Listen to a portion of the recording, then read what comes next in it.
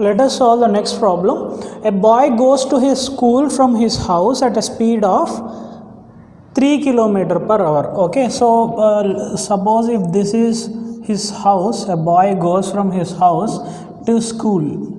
Okay, so at a speed of 3 km per hour.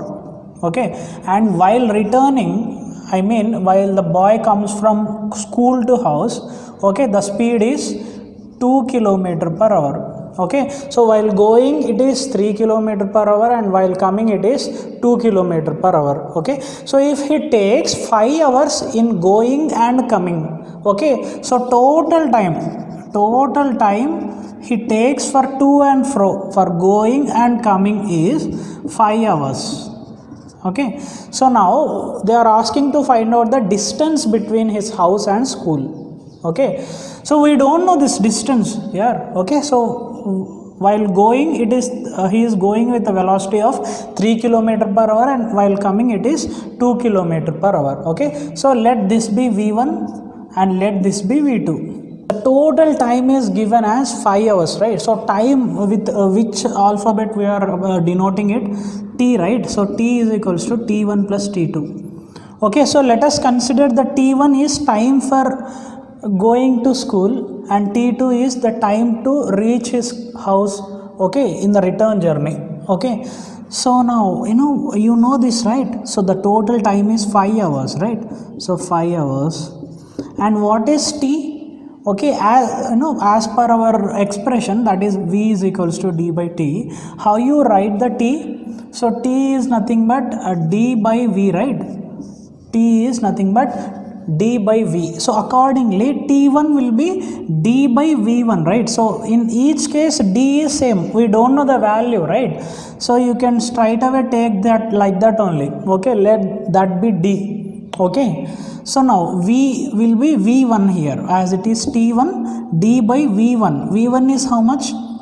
3, right? So now plus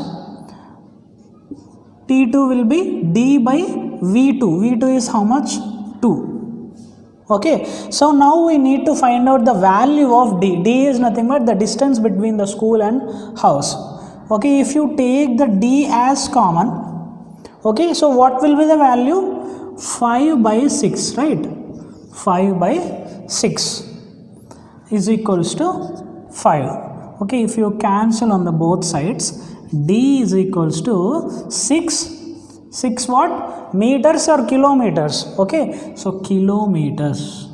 Okay, so why is it kilometers? Because this and this are in kilometer per hour. Okay, so as this is in kilometer per hour and this is in hours, okay, so whatever the distance that we get, that will be in kilometers only. Okay, so if there is no similarity in the units, you have to convert them, you have to bring them into one form. Okay, so if one is in kilometer per hour and one is in seconds or minutes, you have to bring them accordingly, you have to bring all of them in a single form. Okay, so this is how you have to solve this. Okay, this is also very simple. Okay, there is nothing difficult in these kind of problems, as these are very basic types of problems. Okay, now we will solve another problem. A train 100 meters long. Okay, so the length of the train is 100 meters, is running at the speed of 30 km per hour. So the speed of the train is 30 km per hour. Okay, they are asking to find the time t in seconds. They are asking what is the time in which it will pass a man standing near a railway line. Okay, so at what time it will cross a man standing near a railway line. Okay, so suppose a man is standing here, okay, and a train is passing nearby.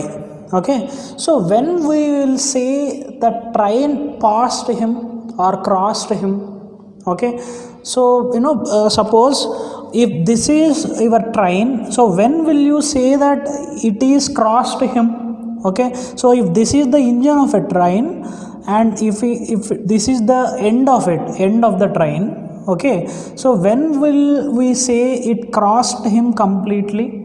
Okay, so is this, so at this point of time, can we say that, so if this blue cap is the engine of the train, so now in this position can we say if just engine crossed the man? No, right? So the train has to completely, it means that the end of the train has to cross the man. Okay, so then only we will say that the train is completely crossed the man who is standing nearby the railway track, or any pole is there, any standing non-moving object is there near to the track.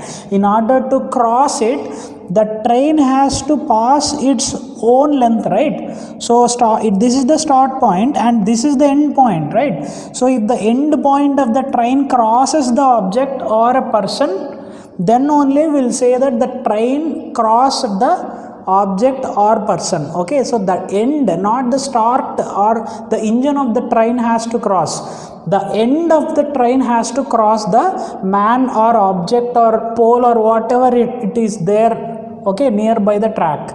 Okay, so what does it mean? So the time to what is the time to, so what does it mean? The time in which it will pass a man, so it is nothing but it is the time to cross its own length. What is the length of the train?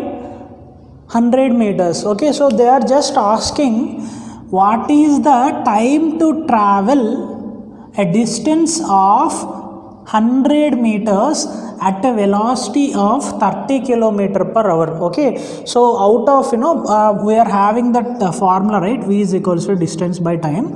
Out of these three, they have given the velocity and they have given the distance indirectly, not directly. What is the time to travel? 100 meters, like that they haven't given. Okay, what is the time to cross a man standing near the railway track? Okay, so it is indirectly the length of the train itself. The length of the train is 100 meters. Okay, so it is nothing but the time to travel the train length itself. Okay, so how to solve this? So out of the velocity, time and length, okay, we don't know the time and we are asked to find out the time only. Okay, so as per our formula, V is equals to d by t. What is t is equals to? So t is equals to d by v. Okay, but before substitution you have to make sure all are in a same units. Okay, so here it is in kilometer per hour but it is in meters. Okay, so you have to convert this, right? So how to convert this? So just you have to multiply this with 5 by 18. Okay, so 3 6s are 3 10s are, then 2 3s are 2 5s are, it is 25 by 3 meter per second. Okay, so if you convert the 30 kilometer per hour into meter per second, it is 25 by 3 meter per second. Okay, just now you have to substitute it. So t is equals to d by v. What is d here? 100 meters by v. V is 25 by 3. Okay, so if you do this, this is 300 by 25. Okay, so this will be 25 into 12. Okay, so what does this mean? So t in what? Seconds, right? So 12 seconds. Okay, so in order to pass a man standing near the railway line, the train which is passing at a speed of 30 kilometer per hour takes 12 seconds to pass the man. Okay, so this is how you have to solve this. It is very simple. If any non-moving object is there, it is very easy to solve this. Just you have to consider the train length itself as the distance traveled. Okay, so this is how you have to solve this. Let us solve another problem on trains.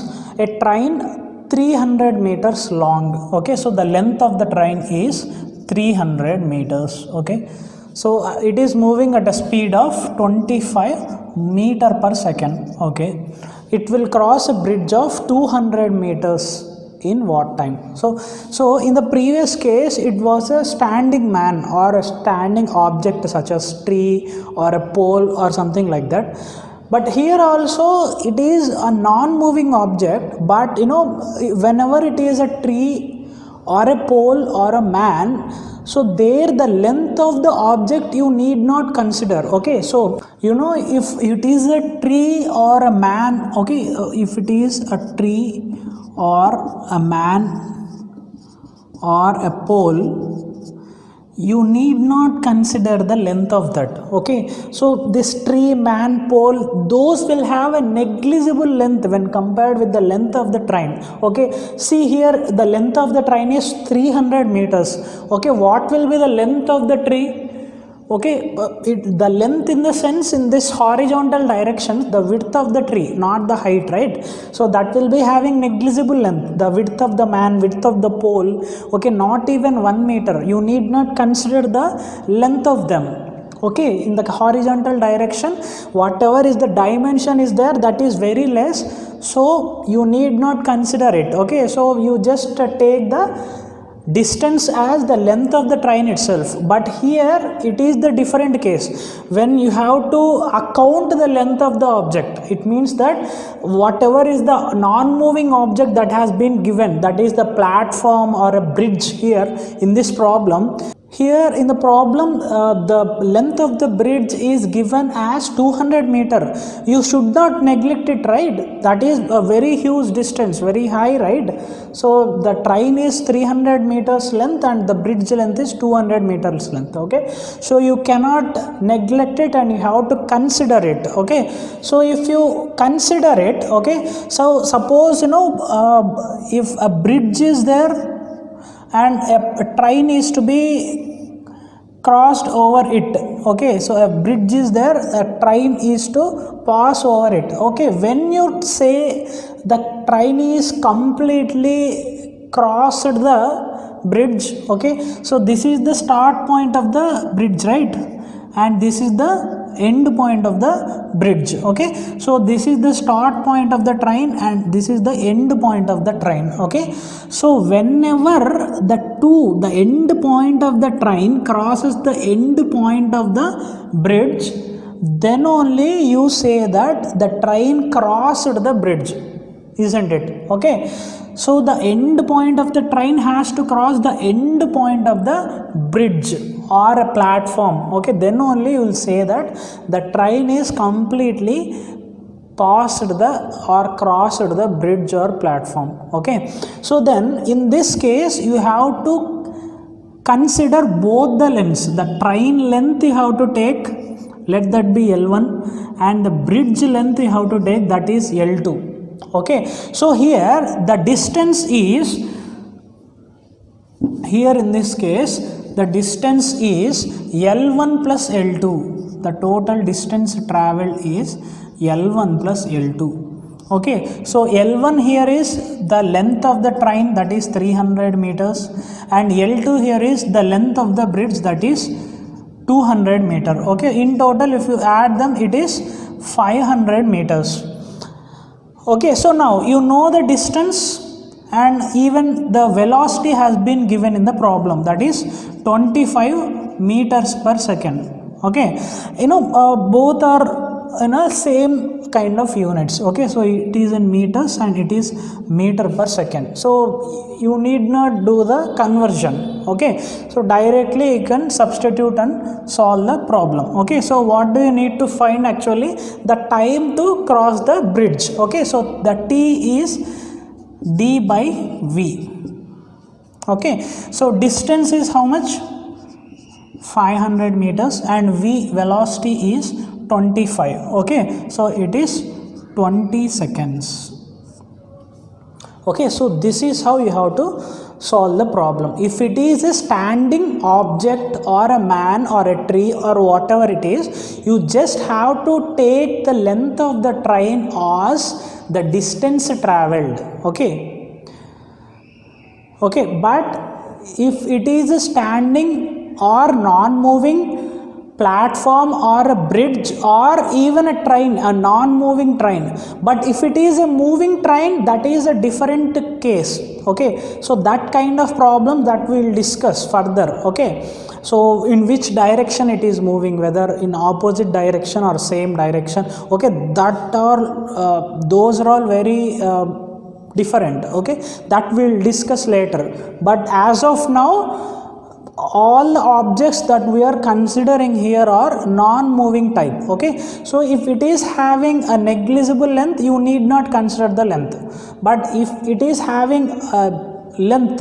okay, some considerable length, okay, so here it is having 200 meters length, okay, and even the length of the platform, length of the train, a standing train.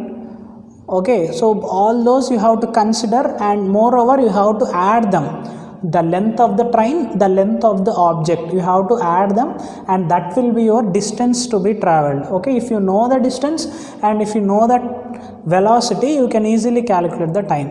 But even if sometimes some time is given, you are asked to find out the velocity with which it has to travel. Okay, so like this you have to solve the problems. Okay.